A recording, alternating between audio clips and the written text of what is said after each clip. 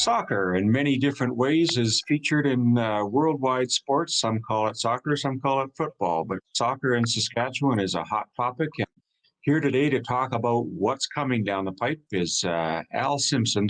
Al, thanks for taking some time and coming on the show today. Thanks very much for the invitation. Really appreciate it.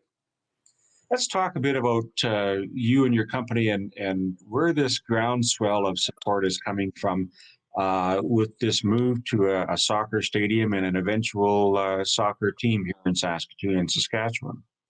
Sure. Well, I mean, as you mentioned from the outset, it's kind of the world sport that we're trying to bring in a professional way to Saskatoon, and so.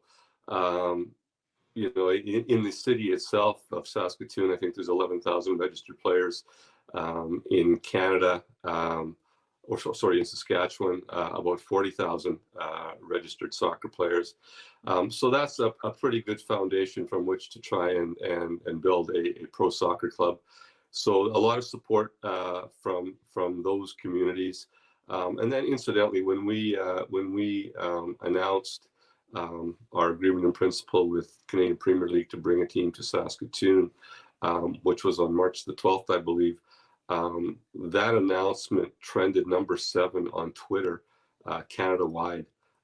So that's pretty impressive in and of itself, that a soccer announcement of Saskatoon and Toronto could attract that kind of attention on Twitter and rank so high, especially with all the other things going on. And then over the course of 3 days, the 11th, 12th, and 13th, we had over 729,000 social media impressions on the hashtag CanadianPL, or CanPL rather, all surrounding the announcement of pro soccer coming to Saskatoon. So a lot of support, a lot of interest, and we look and hope for that to continue as we move forward. What type of league is CPL? If it's going to be something like a Canadian Football League, this is the equivalent for football fans or baseball fans? Yeah, it would be the equivalent of the CFL. The CPL is the Canadian Premier League, so our domestic professional league, running coast to coast. So right now there's 8 teams all the way from Halifax to Vancouver Island. As of yet, nothing in Saskatchewan. But yeah, very much the equivalent of Canadian pro football here. So when we look at 11,000 registered soccer players, never mind pickup games and so on, that's obviously a major impact. What do you see happening with the kids that are involved? We've had a new wave of immigration through Canada this last decade or so, bringing that in. What do you see as the level of impact happening for those that are very, very keen on this sport? Well, I think it fills a void.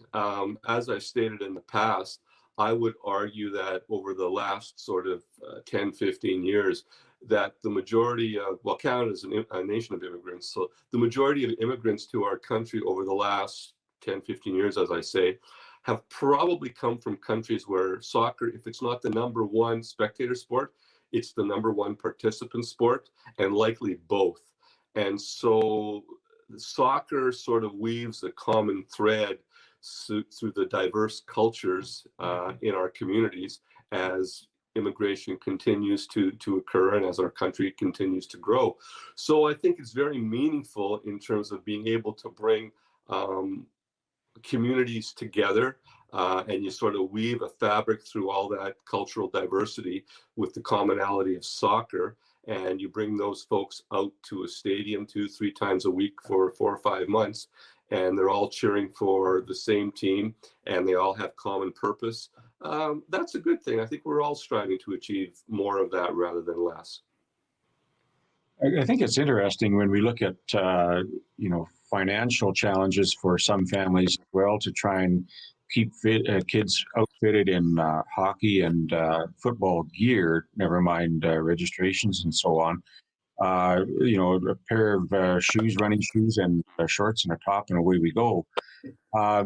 Do you see some opportunities, I guess, for more inclusiveness and awareness? We didn't have a lacrosse interest, and the rush have taken off. Do you think that this could be the same thing that happens here? Oh, very much so. I mean, your point of there being very few barriers to entry in terms of playing the world's game is absolutely right. So that allows a lot of kids to get involved at a young age and remain active in the sport simply because the barriers to entry are low, the registration fees are low, and it's a an easy game to understand and play at a recreational level. So it draws in a lot of people. And I think the game will grow. I think it can grow to the level of the Rush. I know CPL's final game, championship game in Calgary in 2019, prior to COVID, drew about 12,000 fans to the game. So that's the equivalent of what the Rush are doing in Saskatoon. So I think there's every opportunity to see that level of support in Saskatoon.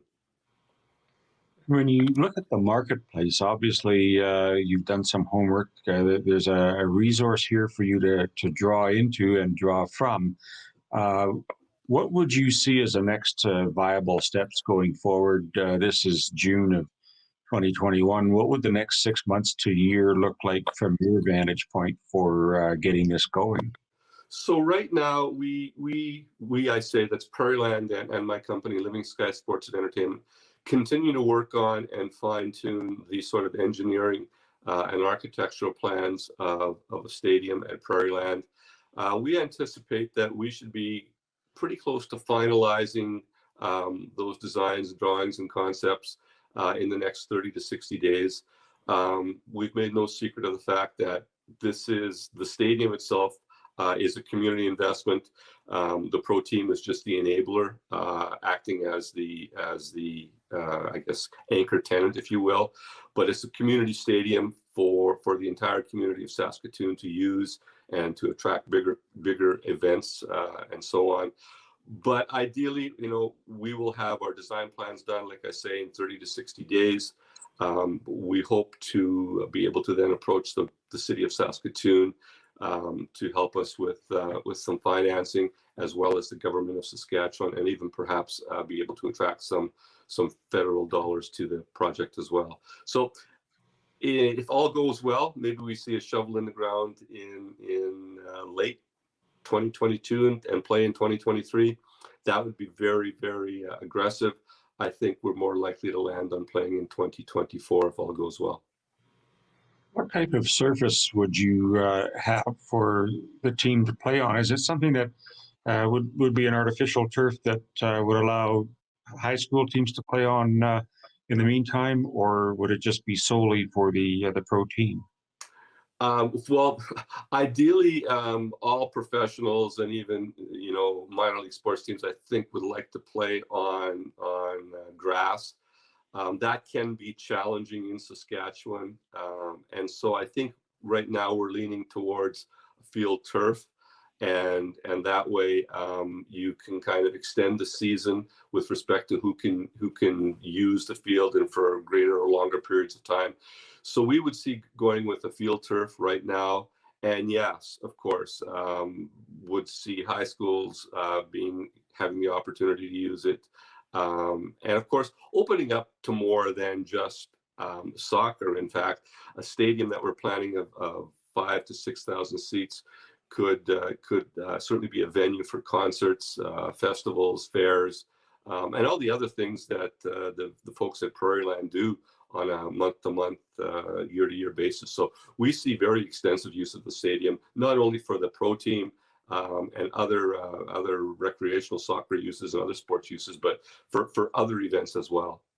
Understood.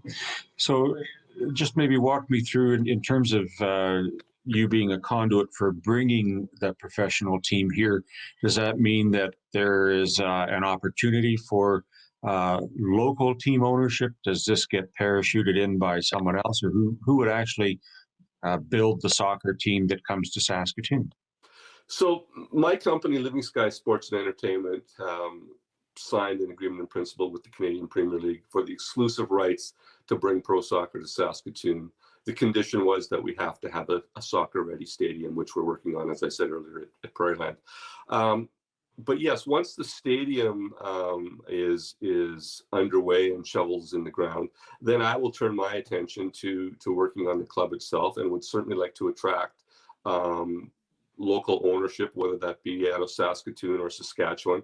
I think this is an opportunity for other folks to get involved in some way, and help, I guess, get pro soccer off the ground in Saskatchewan. So, well, I will turn my attention to the pro team itself, and getting that off the ground once I'm certain that we've got shovels in the ground and ready to go with the stadium.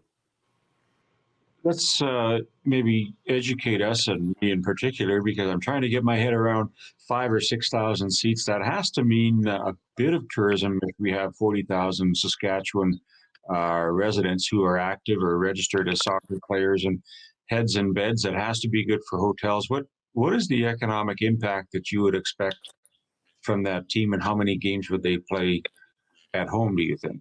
So I'll give you the Reader's Digest version, because I could probably talk half an hour on this. Um, but we expect the team would probably play about 16 to 18 home games per season.